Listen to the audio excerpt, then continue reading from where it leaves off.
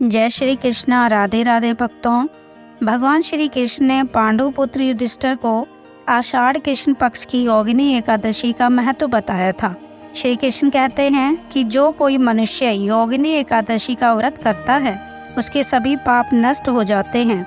यह व्रत स्वर्गलोक की प्राप्ति कराता है। चलिए जानते हैं योगिनी एकादशी की व्रत कथा।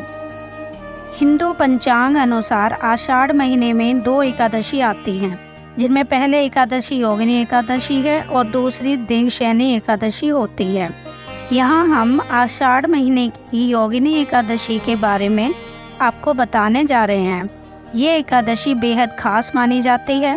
कहते हैं जो कोई मनुष्य विधि विधान से योगिनी एकादशी का व्रत करता है उसे बड़े से बड़े पाप तक से मुक्ति मिल जाती है। इस व्रत को करने से जीवन में सुख समृद्धि आती है। अगर आप भी योगिनी एकादशी का व्रत रख रहे हैं तो इस पौराणिक कथा को जरूर सुनें। योगिनी एकादशी की पौराणिक कथा अनुसार महाभारत काल में धर्मराज युधिष्ठिर ने भगवान श्री कृष्ण से कहा कि हे त्रिलोकीनाथ, मैंने आपसे निर्जला एकादशी की कथा सुनी।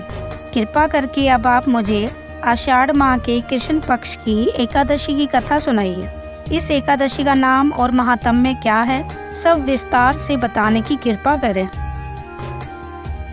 तब भगवान श्री कृष्ण ने कहा, हे पांडु पुत्र, आषाढ़ महीने के कृष्ण पक्ष की एकादशी का नाम योगिनी एकादशी है। इस व्रत को करने से सभी पाप नष्ट हो जाते हैं। यह व्रत इस लोक में भोग और परलोक में मुक्ति देने वाला है। इतना ही नहीं, यह एकादशी व्रत तीनों लोकों में प्रसिद्ध है। अब मैं तुम्हें इसकी कथा सुनाता हूँ, जिसका ध्यान पूर्वक श्रवण करना।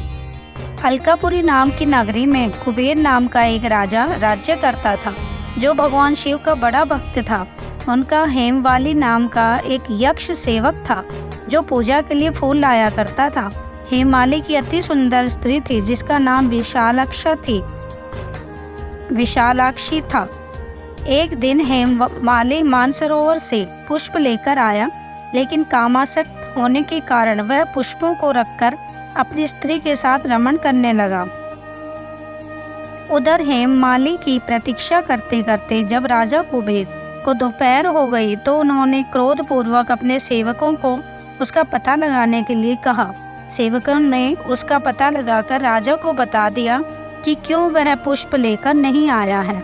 सेवकों की बात सुन राजा कुबेर ने हेममाली को बुलाने के लिए कहा। तब डर से कांपता हुआ हेममाली राजा के सामने उपस्थित हुआ। राजा ने कहा, तूने मेरे परम पूजनीय भगवान शिव जी का अपमान किया है। अब मैं तुझे श्राप देता हूँ कि तू अपनी स्त्री के वियोग में तड़पेगा और मृत्युलोक में कोढ़ी का जीवन व्यतीत करेगा। राजा के श्राप देते ही वह तत्क्षण स्वर्ग से पृथ्वी पर आ गिरा और श्राप के अनुसार वह कोढ़ी हो गया। इसके अलावा उसे स्त्री का वियोग भी सहना पड़ा। मृत्युलोक में आकर उसने भयंकर कष्ट भोगे, लेकिन भगवान शिव की कृपा से उसकी बुद्धि मलिन ना हुई और उसे अपने पूर्व जन्म की बातें भी याद रही। मृत्युलोक में अनेक कष्टों को भोगता हुआ वह हिमालय पर्वत की तरफ चल पड़ा। कई दूर चलते चलते वह मार्कंडेय ऋषि के आश्रम में जा पहुंचा। ऋषि को देखकर हेममाली उनके पास गया और उन्हें प्रणाम करके उनके चरणों में गिर पड़ा। हेममाली की ऐसी हालत देखकर मार्कंडेय ऋषि ने कहा, तूने ऐसे कौन से कर्म किए थे जिससे तू कोढ़ी हुआ और भयानक कष्ट भोग रहा है। इस पर हेममाली बोला, हे मुनि श्रेष्ठ, मेरा नाम हेममाली है। मैं प्रतिदिन राजा कुबेर के लिए मानसरोवर से फूल लाया करता था। इन फूलों का इस्तेमाल वे शिव पूजा में करते थे।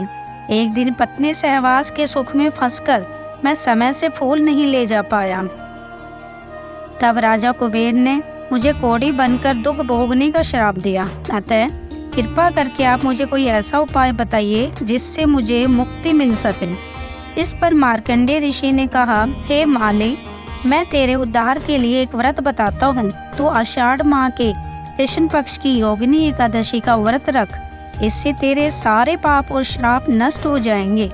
महर्षि के वचन सुनकर हेममाली ने विधि पूर्वक ये व्रत किया। इस व्रत के प्रभाव से उसे अपना पुराना स्वरूप मिल गया और वह अपने स्त्री के साथ सुख पूर्वक रहने लगा।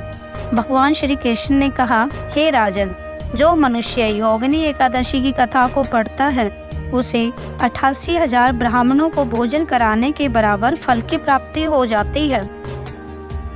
हरे कृष्णा कृष्णा कृष्णा हरे हरे, हरे राम राम राम हरे हरे।